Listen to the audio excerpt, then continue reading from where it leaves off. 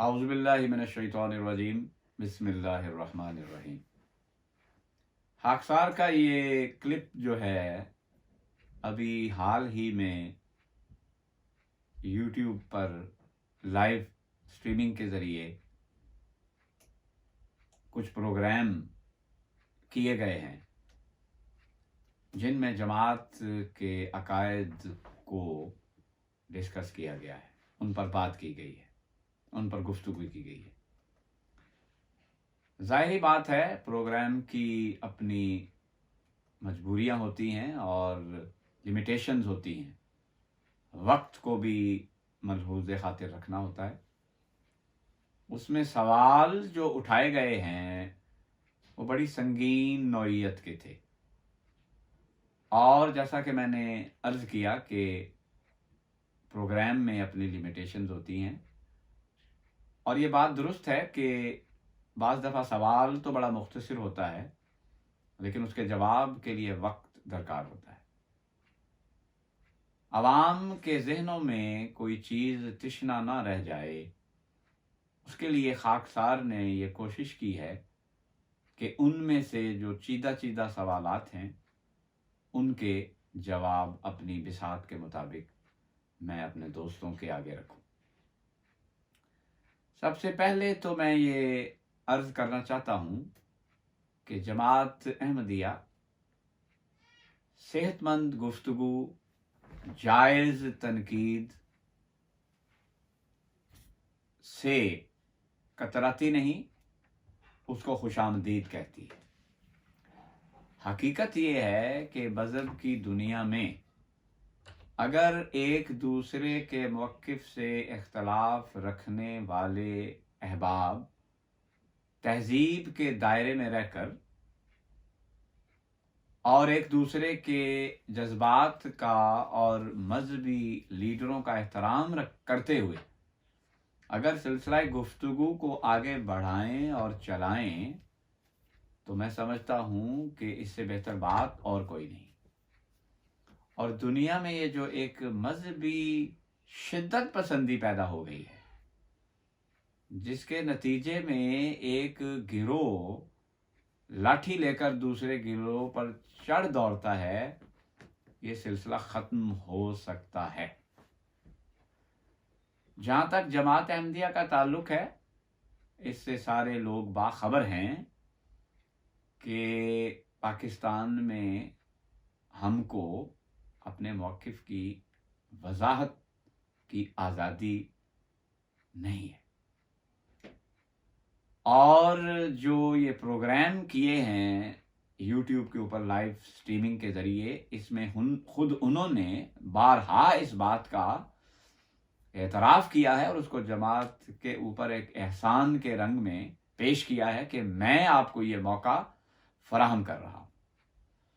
ان کی نیت کیا ہے، ان کے ارادے کیا ہے، یہ تو اللہ بہتر جانتا ہے، اور ہماری دعا ہے کہ خدا ان کو ان کے ارادوں کے مطابق اجر دے۔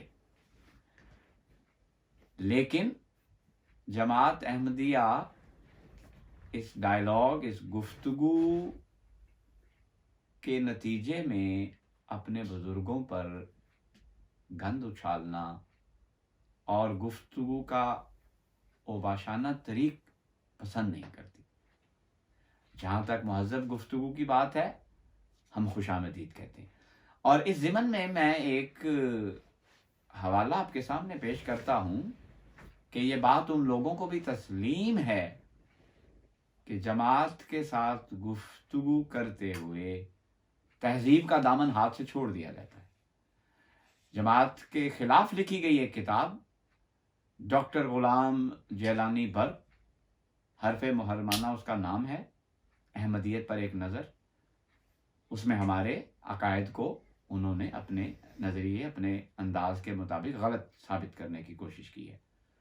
اور یہ کوئی احمدی صاحب نہیں ہے، علمی حلقوں میں یہ جانی پہچانی شخصیت ہیں۔ ان کا میں یہ حوالہ آپ کے سامنے رکھنے لگا ہوں۔ اسی کتاب کے صفحہ 15 پر وہ تحریر فرماتے ہیں، لوگ کہتے ہیں کہ احمدی حضرات بات نہیں سنتے، مجھے اس رویے سے شدید اختلاف ہے۔ आखिर इस जमात में बड़े बड़े वकाला, प्रोफेसर, जज और दीगर माकूल लोग मौजूद हैं। एक माकूल इंसान से इस गैर माकूलियत की उम्मीद ही नहीं हो सकती कि वो दूसरे की बात ना सुने, बशर्ते के बात में कोई माकूलियत हो। आज तक अहमदियत पर जिस कदर लिटरेचर उलमाए इस्लाम ने पेश किया है, उसमें दलाइल कम थे और गालियां ज्यादा। ऐसे दुश्मनाम आलूद लिटरेचर को कौन पढ़े और मुगल्लजात कौन सुने। मीठे अंदाज और हमदर्दाना रंग में कही हुई बात पर हर शख्स गौर करता है, लेकिन गालियां कोई नहीं सुनता। यह हवाला मैंने इसलिए आप दोस्तों के आगे रखा है कि हमारे मुखालिफीन, वो लोग जो हमारे खिलाफ किताबें लिखते हैं, उन्होंने भी इस हकीकत का एतराफ़ किया है कि जमात के खिलाफ मुगल्लजात और शिद्दत पसंदी उलमाए इस्लाम की तरफ से हुई है, होती रहती है। तो ये एक बात थी जो मैं अपने सामाईन के आगे रखना चाहता था कि हम सेहतमंद गुफ्तगू, तहजीब याफ्ता गुफ्तगू से हरगिज़ नहीं घबराते, बल्कि हम इसके अलमबरदार हैं। अब मैं आपको सबसे पहले जिस चीज़ की तरफ लेकर जाऊंगा, वहाँ एक प्रोग्राम में एक साहिब तशरीफ़ लाए जिन्होंने ये कहा कि उन्होंने जमात अहमदिया छोड़ी है, और उस पर उन्होंने जो सबसे मजबूत दलील अपने ज़ोम में पेश की वो ये थी कि जमात अहमदिया ने कलमा बदल दिया है। ये उनका एक इस्तदलाल था जिसकी बिना पर वो इस बात पर बहुत संजीदा थे कि चूंकि जमात ने बुनियाद ही बदल दी है, लिहाजा इस बिना पर मैं जमात अहमदिया को गलत समझता हूं और मैंने जमात अहमदिया को छोड़ दिया है। और भी बातें उन्होंने की। सबसे पहली बात मैं ये अपने दोस्तों से अर्ज करूंगा, ये प्रोग्राम यूट्यूब पर मौजूद है, अहबाब जाकर इसको मुलाहिजा फरमा सकते हैं। देखें, इरफान बरक नाम था उनका, और उन्होंने कहा कि वो पैदाइशी अहमदी थे। मेरा उनसे ये सवाल है कि एक पैदाइशी अहमदी जब ये दलील पेश करने लगा है या एतराज कर रहा है कि जमात अहमदिया ने कलमे में तब्दीली की है, तो वो सबसे पहले अपनी मिसाल देगा। क्या 10-11 साल की उम्र तक जबकि बच्चा अच्छे शऊर में आ जाता है, किसी ने इनको ये बताया ही नहीं कि भाई जो कलमा हम तुम्हें सिखा रहे हैं उसमें मिर्जा गुलाम अहमद अलैहिस्सलातु वस्सलाम भी शामिल हैं। ये बात इरफान बरक साहब को सबसे पहले दलील के तौर पे पेश करनी चाहिए थी कि मैं घर की बात बता रहा हूं, मैं अपने बचपन का वाकया सुना रहा हूं जब मुझे कलमा सिखाया गया, जो कि मुसलमान घरानों का आम तरीका है, बचपन में सिखाया जाता है। उसके साथ ही ये बात मेरे इल्म में लाई गई, मुझे बताई गई कि इसमें मोहम्मद मुस्तफा सल्लल्लाहु अलैहि वसल्लम के अलावा मिर्जा गुलाम अहमद अलैहिस्सलातु वस्सलाम भी शामिल हैं। इरफान बरक साहब का ये बात ना करना इस बात का पक्का सबूत है कि जमात अहमदिया अपने अफराद को वही कलमा सिखाती है, अपने बच्चों को वही कलमा सिखाती है जो सारी दुनिया में मुसलमानों में राइज है। वरना कैसे मुमकिन है कि एक शख्स ये दलील दे कि मुझे इस बात का इल्म एक किताब पढ़ के हुआ, जो कि हजरत मसीह मौऊद अलैहिस्सलातु वस्सलाम की वफात के कमोबेश 7 साल के बाद इशात में आती है, और उसमें यह बात दर्ज है। तो ये तर्ज़ इस्तदलाल ही बता रहा है कि खुद उनकी अपनी दलील में एक बहुत बड़ा सुकम है। बात को आगे चलाता हूं। देखें, ये किताब जिसका उन्होंने हवाला पेश किया है, ये किताब हज़रत मसीह मौऊद अलैहिस्सलाम के वफात के बाद लिखी गई है।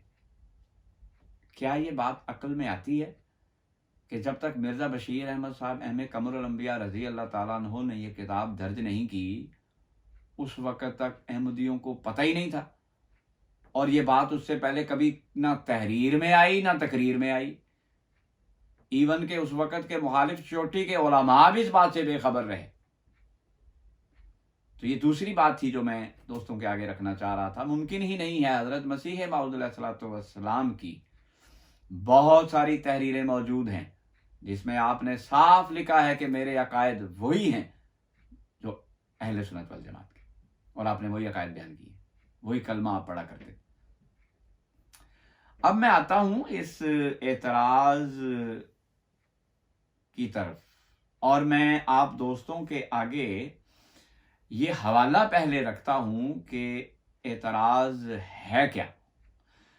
مجھے بڑے افسوس کے ساتھ یہ کہنا پڑ رہا ہے کہ بہت اچھا ہوتا جب انہوں نے کتاب سے یہ حوالہ پیش کیا تھا تو وہ اس کو پورا پڑھ دیتے تاکہ سننے والوں پر بات بہت واضح ہو جائے۔ اب میں سامعین کے آگے یہ حوالہ پورا رکھنے لگا ہوں۔ اس کتاب کے صفحہ نمبر 68 پر یہ حوالہ درج ہے، اور ہو سکتا ہے مختلف ایڈیشن میں اس کا کوئی پیج آگے پیچھے چلا جائے۔ امر واقعہ یہ ہے کہ حضرت مرزا بشیر الدین قمر الانبیاء رضی اللہ تعالیٰ عنہ اس مقام پر علماء اسلام کی طرف سے اٹھائے جانے والے اعتراضات کے جوابات دے رہے ہیں، اور یہ آپ دیکھ سکتے ہیں اسکرین پر، اس کو ملاحظہ کر سکتے ہیں۔ یہ 5واں اعتراض ہے جو کہ انہوں نے یہاں درج کیا، اور اعتراض کیا ہے؟ وہ کہتے ہیں یہ کہا جاتا ہے کہ اگر نبی کریم صلی اللہ علیہ وسلم کے بعد مرزا صاحب بھی ایسے نبی ہیں کہ ان کا ماننا ضروری ہے، تو پھر مرزا صاحب کا کلمہ کیوں نہیں پڑھتے؟ مرزا صاحب کا کلمہ کیوں نہیں پڑھتے؟ ایک اعتراض اٹھایا گیا جس کے جواب میں مرزا بشیر الدین محمود جو قمر الانبیاء مرزا بشیر احمد قمر الانبیاء رضی اللہ تعالیٰ عنہ اس کی وضاحت کر رہے ہیں۔ وہ لکھتے ہیں تو اس کا جواب یہ ہے کہ جب انسان کسی حق کا انکار کرتا ہے تو اس کی عقل ماری جاتی ہے، اور وہ ایسی بہکی بہکی باتیں کرتا ہے کہ ایک بچہ بھی انہیں سن کر ہنسے۔ اب یہ کیسی بے وقوفی کی بات ہے کہ مرزا صاحب کا ماننا اگر ضروری ہے تو ان کا کلمہ کیوں نہیں پڑھتے؟ یہ بات حضور نے اس لیے لکھی ہے کہ یہ جانتے ہیں اچھی طرح کہ وہ انبیاء جو ایک کتاب اور ایک شریعت لے کر نہیں آتے، جیسے حضرت یحییٰ علیہ السلام، حضرت داؤد علیہ السلام، حضرت سلیمان علیہ السلام، حضرت ہارون علیہ السلام، غیر تشریعی جو انبیاء ہیں وہ اصل میں شرعی انبیاء کے ذیل میں آتے ہیں۔ جو لا بیرنگ پروفٹ ہوتے ہیں ان کے سلسلے کی ریوائول کے لیے جو انبیاء آتے ہیں وہ اس قانون کے ماتحت آتے ہیں، اسی کتاب کی، اسی شریعت کی پیروی کرتے ہیں، شریعت کا ایک شوشہ بھی وہ نہیں بدلتے۔ تو اس لیے حضور یہ بات لکھ رہے ہیں کہ مجھے ہنسی آ رہی ہے ان کی یہ بات سن کر، اور یہ ان کی بے خبری ہے یا پھر چالاکی ہے۔ بہرحال میں آگے حوالہ پڑھتا ہوں۔ آگے حضور کہتے ہیں غالباً معترض کا یہ خیال ہے کہ کلمہ میں حضرت صلی اللہ علیہ وسلم کا اسم مبارک اس غرض سے رکھا گیا ہے کہ وہ آخری نبی ہیں، تبھی تو یہ اعتراض کرتا ہے کہ اگر محمد رسول اللہ علیہ وسلم کے بعد کوئی اور نبی ہے تو اس کا کلمہ بناؤ۔ نادان اتنا نہیں سوچتا کہ محمد رسول اللہ صلی اللہ علیہ وسلم کا نام کلمہ میں تو اس لیے رکھا گیا ہے کہ آپ نبیوں کے سرتاج اور خاتم النبیین ہیں، اور آپ کا نام لینے سے باقی سب نبی خود اندر آ جاتے ہیں، ہر ایک کا علیحدہ نام لینے کی ضرورت نہیں ہے۔ ہاں، حضرت مسیح موعود علیہ السلام کے آنے سے ایک فرق ضرور پیدا ہو گیا ہے، اور وہ یہ ہے کہ مسیح موعود کی بعثت سے پہلے تو محمد رسول اللہ علیہ وسلم کے مفہوم میں صرف آپ سے پہلے گزرے ہوئے انبیاء شامل تھے۔ یہاں جو چالاکی ماری اس دن ان صاحب نے، یہ بات انہوں نے لوگوں کے آگے نہیں رکھی کہ یہاں خالی مرزا صاحب کا ذکر نہیں ہو رہا، جماعت احمدیہ کے عقیدے کے مطابق نبی پاک صلی اللہ علیہ وآلہ وسلم کو ماننے کے بعد تمام انبیاء اس کے اندر آ جاتے ہیں، اور ان تمام انبیاء پر علیحدہ سے کسی اور رنگ میں ایمان ظاہر کرنے کی ضرورت نہیں ہے۔ میں اس کی مزید آگے وضاحت کروں گا۔ تو حضور آگے لکھتے ہیں، ہاں حضرت مسیح موعود علیہ السلام کے آنے سے ایک فرق ضرور پیدا ہو گیا ہے، اور وہ یہ کہ مسیح موعود کی بعثت سے پہلے تو محمد رسول اللہ صلی اللہ علیہ وسلم کے مفہوم میں صرف آپ سے پہلے گزرے ہوئے انبیاء شامل تھے، مگر مسیح موعود کی بعثت کے بعد محمد رسول اللہ صلی اللہ علیہ وسلم کے مفہوم میں ایک اور رسول کی زیادتی ہو گئی۔ لہٰذا مسیح موعود کے آنے سے نعوذ باللہ لا الہ الا اللہ محمد رسول اللہ کا کلمہ باطل نہیں ہوتا، بلکہ اور بھی زیادہ شان سے چمکنے لگ جاتا ہے۔ میں پوری تحریر پڑھ رہا ہوں، میں معذرت کرتا ہوں کہ لمبی تحریر ہے۔ غرض اب بھی اسلام میں داخل ہونے کے لیے یہی کلمہ ہے۔ ایک احمدی کو کسی اور کلمے کے پڑھنے کی کوئی ضرورت نہیں، یہی کلمہ کافی ہے ہر اس شخص کے لیے جو کہ ایون دوسرے مذاہب سے اسلام میں داخل ہونا چاہتا ہے۔ فرق صرف اتنا ہے کہ مسیح موعود علیہ الصلوۃ والسلام کے آنے سے کی آمد نے محمد رسول اللہ صلی اللہ علیہ وسلم کے مفہوم میں ایک رسول کی زیادتی کر دی ہے، اور بس۔ علاوہ اس کے اگر ہم بفرض محال یہ بات مان بھی لیں کہ کلمہ شریف میں نبی کریم صلی اللہ علیہ وسلم کا اسم مبارک اس لیے رکھا گیا ہے کہ آپ آخری نبی ہیں، تو تب بھی کوئی حرج واقع نہیں ہوتا، اور ہم کو نئے کلمہ کی ضرورت پیش نہیں آتی، کیونکہ مسیح موعود نبی کریم صلی اللہ علیہ وسلم سے الگ کوئی چیز نہیں ہے، جیسا کہ وہ خود فرماتا ہے، سارے وجودی وجودہ نیز من فرق بینی و بین المصطفیٰ۔ یہ ساری تحریر لکھی ہے انہوں نے، مسیح موعود علیہ السلام کی تحریریں ہیں دونوں، اور یہ اس لیے ہے کہ اللہ تعالیٰ کا وعدہ تھا کہ وہ ایک دفعہ اور خاتم النبیین کو دنیا میں مبعوث کرے گا، جیسا کہ آیت آخرین منہم سے ظاہر ہے۔ پس مسیح موعود خود محمد رسول اللہ صلی اللہ علیہ وسلم ہے جو اشاعت اسلام کے لیے دوبارہ دنیا میں تشریف لائے، اس لیے ہم کو کسی نئے کلمہ کی ضرورت نہیں۔ ہاں اگر محمد رسول اللہ صلی اللہ علیہ وسلم کی جگہ کوئی اور آتا تو ضرورت پیش آتی۔ یہ ہے وہ ساری تحریر جو حضرت مرزا بشیر احمد قمر الانبیاء رضی اللہ تعالیٰ عنہ نے اپنی کتاب میں درج کی ہے۔ ابھی میں نے سامعین کے سامنے یہ حوالہ پورا پڑھا ہے۔ دیکھیں، قرآن میں ایک آیت ہے سورہ بنی اسرائیل کی، اس میں خدا ارشاد فرماتا ہے وَلَا تَقْفُ مَا لَيْسَ لَكَ بِهِ عِلْمٌ، اور وہ موقف اختیار نہ کر جس کا تجھے علم نہیں۔ اسی طرح نبی پاک صلی اللہ علیہ وآلہ وسلم کی حدیث مبارکہ ہے صحیح مسلم میں، ایک انسان کے جھوٹا ہونے کی یہی دلیل کافی ہے کہ وہ جو بات بھی سنے اسے بلا تحقیق آگے روایت کرنا شروع کر دے۔ یہ دونوں باتیں میں نے سامعین کے سامنے اس لیے رکھی ہیں کہ اتنا سنگین الزام کسی پر لگانے سے پہلے اس کی تحقیق کر لینی چاہیے۔ اب اس تحریر کی میں وضاحت کروں گا، اور میری ان تمام دوستوں سے جو اس طرح کی بے سروپا باتیں معاشرے میں پھیلاتے ہیں، درخواست ہے کہ جماعت احمدیہ کہیں گئی نہیں، ہم سے پوچھیں۔ ہم اپنے اسلاف کی، ہم اپنے بزرگوں کی تحریروں کی مکمل وضاحت کرتے ہیں۔ دیکھیں، یہ کتاب ہم نے کہیں چھپائی نہیں۔ جو نقشہ جماعت کا دنیا کے آگے پیش کیا جاتا ہے کہ نعوذ باللہ من ذالک یہ منافق ہیں، یہ جھوٹے ہیں، جھوٹا اور منافق تو بزدل ہوتا ہے۔ اگر اس کتاب میں اور اس تحریر میں کوئی ایسی بات تھی تو کیا ضرورت تھی ہمیں کہ ہم اس کو آج تک وہاں رکھتے۔ الاسلام.org ہماری ویب سائٹ ہے، جائیں۔ حضرت مرزا بشیر احمد قمر الانبیاء رضی اللہ تعالیٰ عنہ کے نام سے یہ کتاب آج بھی وہاں موجود ہے۔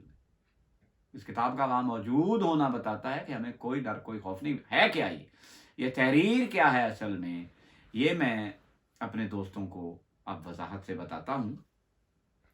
बात यह है कि कुरान में खुदा सूरह आल इमरान में एक बात हमें समझाता है। मैं सामीन से दरख्वास्त करूंगा कि जो हवाले जो रेफरेंसेस मैं दे रहा हूं उनको खुद भी अगर उनको वक्त मिले खोल कर उनका मुतालिया करें। नबी पाक सल्लल्लाहु अलैहि वसल्लम की हदीस है, लैसल खब्र कल मुआयना, सुनी हुई बात देखी हुई बात के बराबर नहीं होती। ये सूरह आल इमरान की आयत नंबर 7 है जो मैं अपने दोस्तों के आगे रख रहा हूँ। उसमें मैं इसकी अरबी तिलावत नहीं कर रहा, तर्जुमा पढ़ देता हूँ। उसमें खुदा हमें समझाता है कि वही है जिसने तुम पर ये किताब उतारी, इसकी कुछ आयतें साफ मैंने रखती हैं। मिनहु आयातुन मुहक्कमातुन, आयातुन मुहक्कमातुन, मुहक्कम आयात हैं, साफ मैंने रखती हैं। हुन्ना उम्मुल किताब, ये किताब की माँ है। ये कुरान के मुतल्लिक अल्लाह रब्बुल इज्जत हमें समझा रहा है, जो खुदा का कलाम है। उसमें एक हिस्सा क्या है, वाज़ेह है, साफ है, हर एक की समझ में आ जाने वाला है। आगे खुदा कहता है वा उखरु मुतशाबिहात, और दूसरी वो हैं जो मुतशाबिहात में से हैं, तमसीली कलाम है जिससे मफहूम और मुराद लिया जाता है। फिर खुदा कहता है जिनके दिलों में कजी है वो इश्तबाह वाली बात के पीछे पड़ते हैं।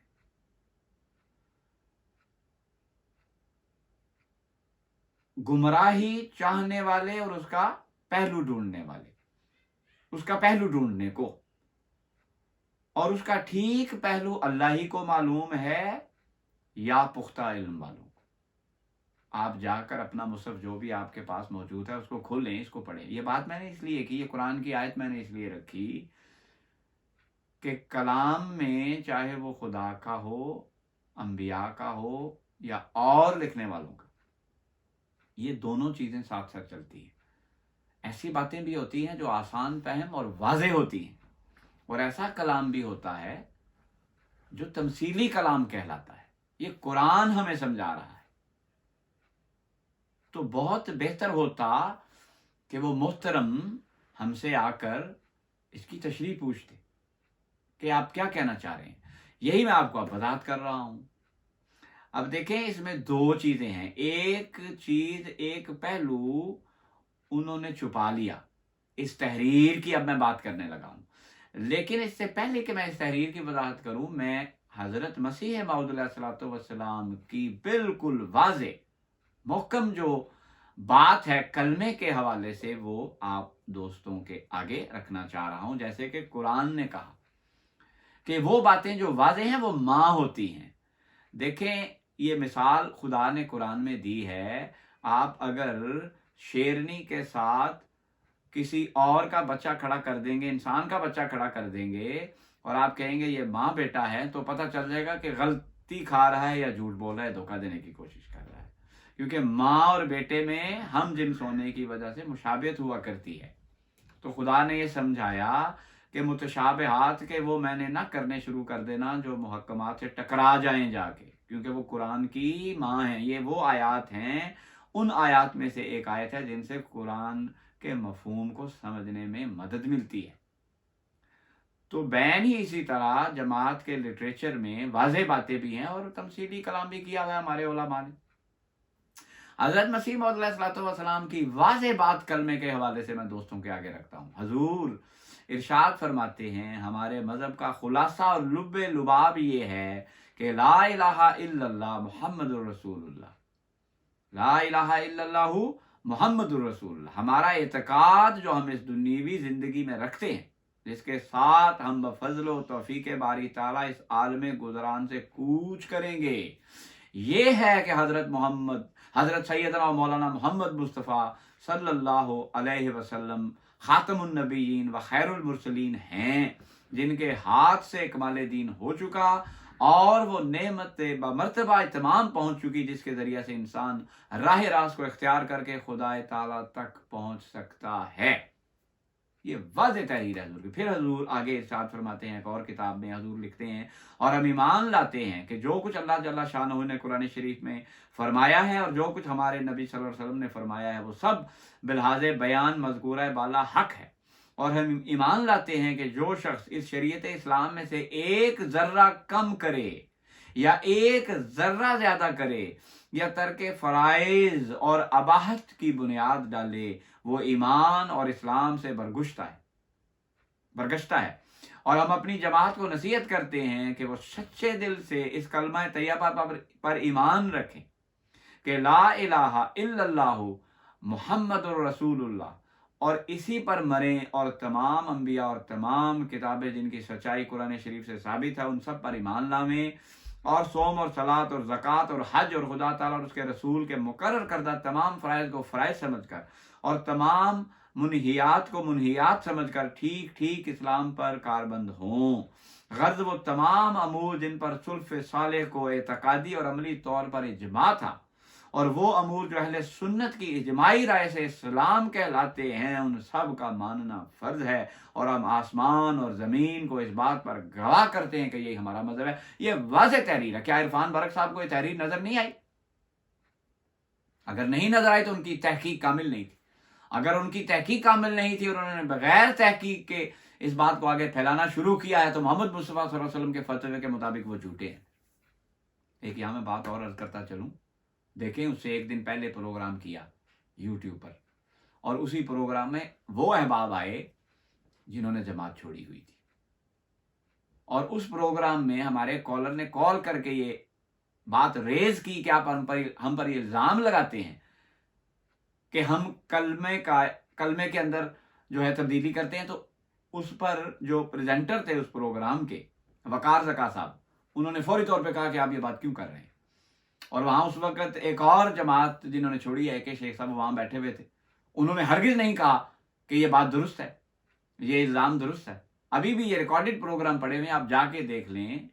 یہ پروگرام جس میں عرفان برق صاحب نے آ کر یہ کلمے والا اعتراض کیا ہے، اس سے پہلے جو پروگرام ہوا یہی بات اسی کالر نے ریز کی، راجہ طاء المنان جن سے یہ سوال کیا گیا، عرفان برق صاحب نے جن سے یہ سوال کیا، اسی دوست احمدی نے یہ سوال ایک دن پہلے اس پروگرام پہ اٹھایا، اور وہاں وقار زکا صاحب نے بھی ریزسٹ کیا بڑا زبردست، اور اے کے شیخ صاحب نے جملہ بولا ہی نہیں کہ ہاں یہ بات درست ہے، تم واقعی کلمے، بلکہ انہوں نے اس چیز کو ڈینائی کیا۔ صاف پتہ چل رہا ہے کہ یہ محض شرارت ہے، اس سے زیادہ اس کی کوئی اور حیثیت نہیں، اور عوام کو گمراہ کرنے کی یہ کوشش ہے۔ آگے چلتا ہوں تو یہ محکم بات میں نے پیش کی ہے، یہ واضح بات میں نے پیش کی ہے، یہ واضح تحریریں ہیں جو میں نے آپ دوستوں کے آگے رکھی ہیں۔ اب میں اس تحریر کی تشریح بھی کر دیتا ہوں، کیونکہ عرفان برق صاحب بار بار یہ کہہ رہے تھے کہ اگر آپ کا کلمہ یہی ہے تو پھر آپ اس تحریر کو رد کریں۔ نعوذ باللہ، ہمیں اس کو رد کرنے کی کوئی ضرورت نہیں ہے، میں اس کی وضاحت کر دیتا ہوں۔ جیسے خدا نے قرآن میں کہا کہ وہ لوگ جن کے دلوں میں کجی ہے متشابہات کی طرف جاتے ہیں، وہ تمثیلی کلام ہے، اس میں حضرت محمد مصطفیٰ صلی اللہ علیہ وسلم کا کمال دکھایا گیا ہے اصل میں۔ اب میں اس تحریر کی طرف آتا ہوں۔ دیکھیں بات یہ ہے، اس میں دو باتیں کی گئی ہیں۔ ایک تو یہ بات کی گئی ہے جو بڑی واضح لکھی ہے حضرت مرزا بشیر احمد قمر الانبیاء رضی اللہ تعالیٰ عنہ کہ جو پہلے کے انبیاء ہیں وہ بھی اس کلمے میں شامل ہیں، جس کو تو اٹھایا ہی نہیں عرفان برق صاحب نے، اس حصے کو وہ کھا ہی گئے۔ اصل بات یہ ہے، اگر کوئی موٹے ذہن والا آدمی بھی اس بات پر توجہ دے تو حضرت محمد مصطفیٰ صلی اللہ علیہ وآلہ وسلم کے نزول کے بعد آپ سے پہلے گزرے ہوئے انبیاء کی صداقت ظاہر ہوئی ہے، ورنہ معاملہ میں حضرت عیسیٰ علیہ السلام کو تو وہ خدا بنا کے بیٹھے ہوئے ہیں عیسائی۔ اگر قرآن ان کی نبوت پر مہر نہ لگاتا، ان کی صداقت پر مہر نہ لگاتا، تو ممکن نہیں تھا کہ ان کی صداقت کا لوگوں کو پتہ چلتا۔ لہذا اس مفہوم سے وہ کلمے کے اندر داخل ہیں کہ حضرت محمد مصطفیٰ صلی اللہ علیہ وآلہ وسلم کے آنے سے ان کی صداقت ظاہر ہوئی ہے، اور ان کے ماننے والے، ان کے پیروکار، ان کو ان نبیوں کی اطاعت میں رہتے ہوئے ان کا کلمہ چھوڑ کر محمد مصطفیٰ صلی اللہ علیہ وآلہ وسلم کا کلمہ پڑھنا پڑے گا۔ اس کا مطلب یہ نہیں ہے کہ ان انبیاء پر ان کا ایمان ختم ہو جائے گا، اطاعت انہوں نے حضرت محمد مصطفیٰ صلی اللہ علیہ وسلم کی کرنی ہے، لیکن ان کا ایمان خدا نے ضم کر دیا ہے محمد مصطفیٰ صلی اللہ علیہ وسلم کے کلمے میں۔ اور اگر کوئی اس کو قرآن کی روح سے سمجھنا چاہے، بہت آیات ہیں، ایون خاتم النبیین بھی اس پر روشنی ڈالتی ہے، لیکن دیکھیں سراجن منیرن قرآن نے نبی پاک صلی اللہ علیہ وسلم کو کہہ کے مخاطب کیا۔ حضرت مسیح موعود علیہ الصلوۃ والسلام مرزا صاحب نے خود اپنے کلام میں جا بجا نبی پاک صلی اللہ علیہ وآلہ وسلم کو روحانیت کی دنیا کا سورج قرار دیا ہے، اور سراج منیرن کا، سراج کا جو معنی ہے ایک، اگر آپ دیکھیں تو سورج بھی ہوتا ہے، روشن چراغ بھی ہے اور سورج بھی ہے۔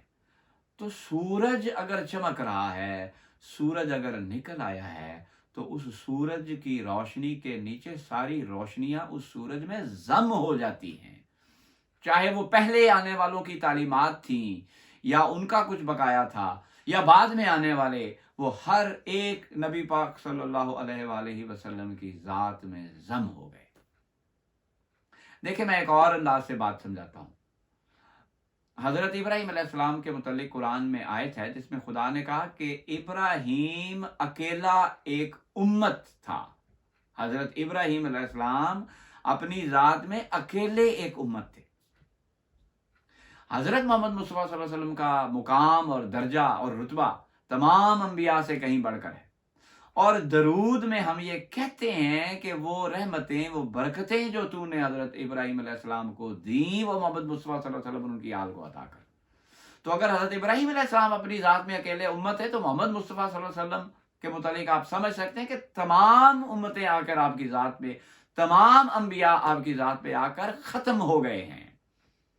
اب محمد مصطفیٰ صلی اللہ علیہ وسلم کے کلمے کے بعد کسی اور چیز کی ضرورت نہیں، ہر ہدایت کا منبع حضرت محمد مصطفیٰ صلی اللہ علیہ وسلم کی ذات ہے۔ یہی بات مرزا بشیر احمد قمر الانبیاء رضی اللہ تعالیٰ عنہ کہہ رہے ہیں، اور بہن ہی یہی بات حضرت مسیح موعود علیہ الصلوۃ والسلام کے اوپر صادق آتی ہے۔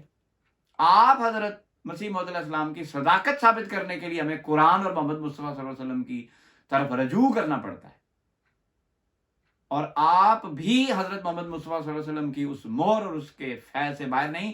بہت تحریریں حضرت مسیح موعود علیہ السلام کی جس میں آپ نے صاف لکھا ہے کہ میں نے جو یہ مقام اور مرتبہ پایا ہے حضرت محمد مصطفیٰ صلی اللہ علیہ وسلم کی پیروی کے نتیجے میں پایا۔